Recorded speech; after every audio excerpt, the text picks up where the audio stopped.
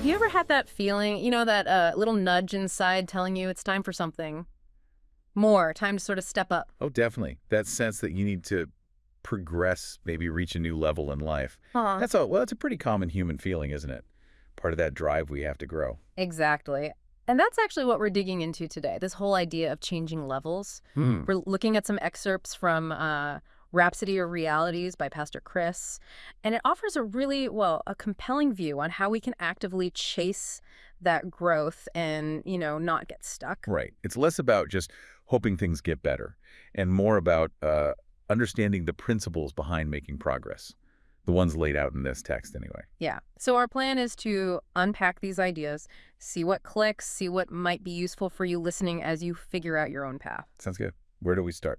Okay, so one of the first things that jumped out at me is this idea that we should always want to grow, like constantly desire advancement. Yeah, the source really hammers that home. It frames it as just part of how things should be, not just a nice to have. It describes life in this specific context as upward and forward. From faith to faith, grace to grace, and from glory to glory.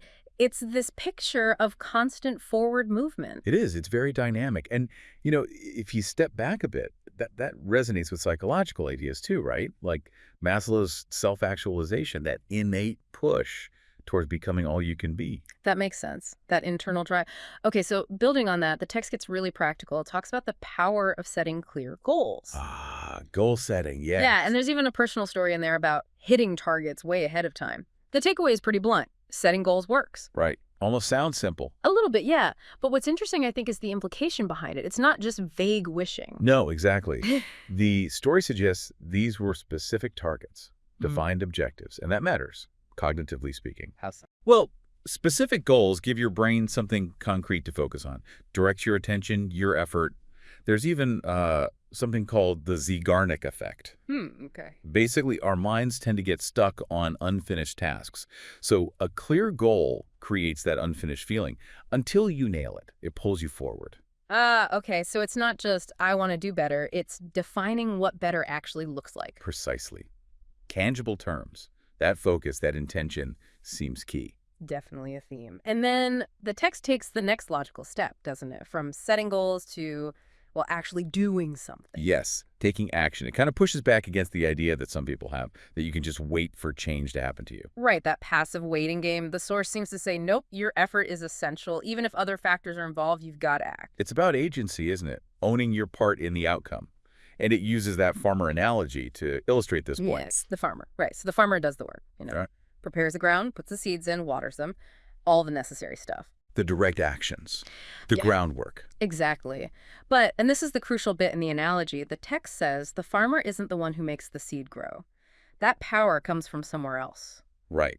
The farmer does their part, creates the right conditions, but acknowledges the actual life force, the growth itself, originates elsewhere. And this is where the source brings in that faith perspective more strongly. It does. It talks about who gives life to the seed. And it introduces this idea of planting seeds not just in the ground, but also in your mind, your heart. Okay. And even planting seeds in what it calls the realm of the spirit to get a supernatural harvest. Now, looking at that through the lens of the text itself, we can interpret planting seeds in the realm of the spirit as things like actively nurturing your faith, your beliefs, your spiritual connection. The text suggests this has real-world results. So it's kind of a partnership, doing your practical part, but also acknowledging and engaging with this other, less tangible dimension. That seems to be the perspective presented, yes. Your actions and, from their viewpoint, a faith element working together. Okay. Now, what about the flip side? What if someone doesn't actively try to change levels, if they just stay put? Well, the text has a warning about that. Yeah. It talks about staying in the same place for, say, 5 years or so. Yeah.